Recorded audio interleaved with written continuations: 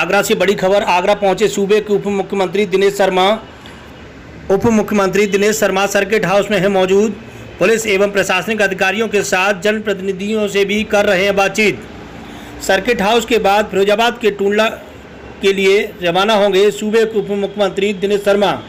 आगरा से मनीषा अग्रवाल की रिपोर्ट।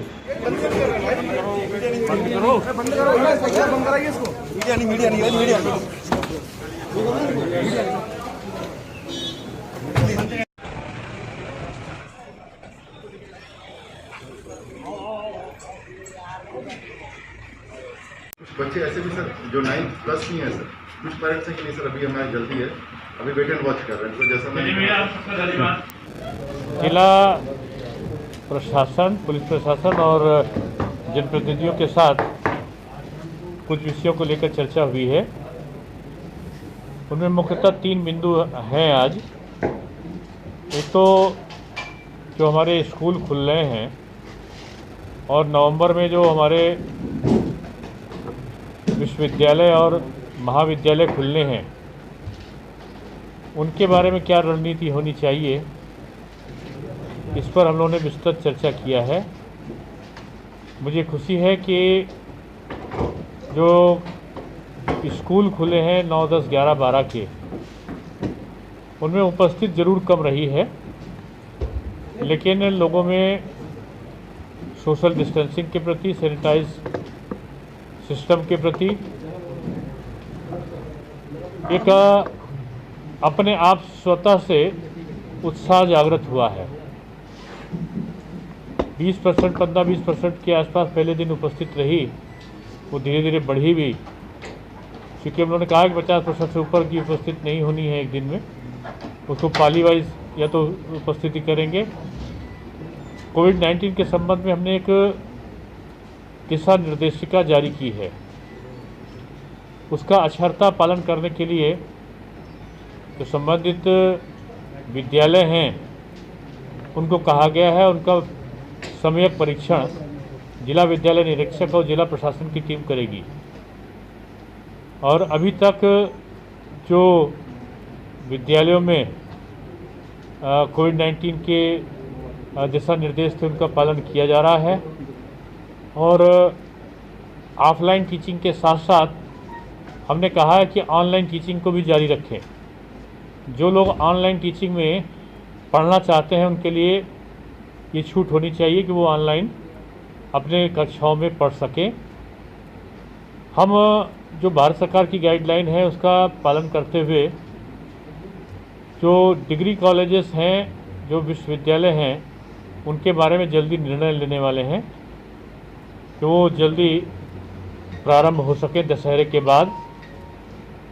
क्योंकि आजकल या अक्टूबर और नवंबर का महीना ये त्योहारों का महीना है और इसमें सावधानी की ज़्यादा आवश्यकता है। तो हमारा बिंदु 2 जो था वो इसी पे था कि आगामी त्योहारों पर कानून व्यवस्था या आवश्यक व्यवस्थाएं क्या हो, कैसे हो।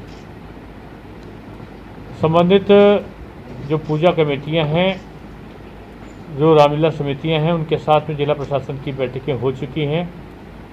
मैंने कहा है कि उनके साथ निरंतर बैठकें रखें। मुझे खुशी इस बात की है कि जो पूजा समितियां हैं या जो रामलीला कमेटियां, उन्होंने स्वयं से भीड़ भाड़ वाले कार्यक्रमों को न करने का संकल्प लिया है। और कुछ जगह पर ऑनलाइन रामलीला खेलने का निर्णय हुआ है, ये अच्छी चीज़ है। और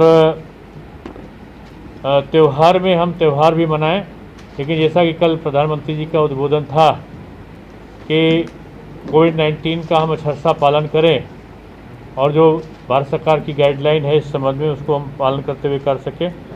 तो ये जो दूसरा था त्योहारों को मनाने के संदर्भ में ये व्यवस्था दी गई है कि भीड़ भाड़ ना हो और कहीं भी ऐसे कार्यक्रम ना हो जहां सैनिटाइज ना हो, जहां पे सोशल डिस्टेंसिंग ना हो, ऐसे कार्यक्रम नहीं होने चाहिए। जहाँ भी कार्यक्रम हो वहाँ पर सोशल डिस्टेंसिंग मस्ट है। ये सारी चीज़ें अभी तय की गई। आखिर में हमने जो कोविड-19 की रोकथाम की जो अद्यतन स्थिति है उसकी समीक्षा करी। और मुझे खुशी है कि आगरा में अब मुश्किल से 40-45 केस प्रतिदिन आ रहे हैं और ये संख्या काफ़ी घटी है। और अगर देखा जाए तो इसमें एक्टिव मरीज 485 हैं, जिसमें कुछ लोग ही अस्पताल में हैं, बाकी होम आइसोलेशन में हैं। और अभी तक जो सैंपल लिए गए उसमें 2,41,779 सैंपल यहाँ लिए जा चुके हैं। स्वस्थ होने की दर बहुत अच्छी है, 90% से ऊपर की दर स्वस्थ होने की है। और हम कह सकते हैं कि दुखद पहलू जरूर रहा है कि 138 मौतें अभी तक हो चुकी हैं। ये एक चिंता की बात थी, लेकिन अब प्रतिदिन जो मृत्यु दर है उसमें भी काफ़ी कमी आई है, गिरावट आई है। इसलिए कुल मिला के कोविड-19 के संदर्भ में भी कहा गया है, जैसा कल प्रधानमंत्री जी के उद्बोधन में है, कि सावधानी पूरी तरीके से बरतनी है। जो प्राइवेट हॉस्पिटल्स हैं उन पे अंकुश लगाते हुए जो रोकथाम के जितने भी उपाय हैं उनको किया जा सके। चेकिंग के लिए युद्ध स्तर पर इसकी चेकिंग होनी चाहिए, उसमें कहीं किसी प्रकार की रोकथाम ना हो, इस बात की हिदायत दी गई है। तो कुल मिला के हम कह सकते हैं कि कोविड-19 के संदर्भ में स्थिति इस समय आगरा में कम से कम नियंत्रण में है। पूरे प्रदेश में भी स्थितियां सकारात्मक रूप से बदली हैं। लेकिन ये जैसा कि प्रधानमंत्री जी कह रहे थे, कभी भी वायरस अभी गया नहीं है और वायरस के से लड़ने के लिए भी हमें चिंता की ज़रूरत है। तो हम लोग ने एसएन मेडिकल कॉलेज की व्यवस्था को, प्रबंधन को और अधिक चुस्त दुरुस्त करने का, जो सरकारी हॉस्पिटल्स हैं उनको और अधिक प्रभावी बनाने का निश्चय किया है।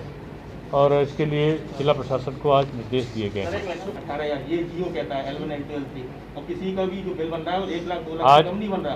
तो ऐसे में सर क्या जो बहुत ज़्यादा ओवर कॉस्टिंग हो रही है जो उनका, आपकी बात आ गई, इसके लिए ये किया गया कि वो ज़्यादा वसूली ना करने पाए। आज इसके लिए बैठक में हिदायत दी गई।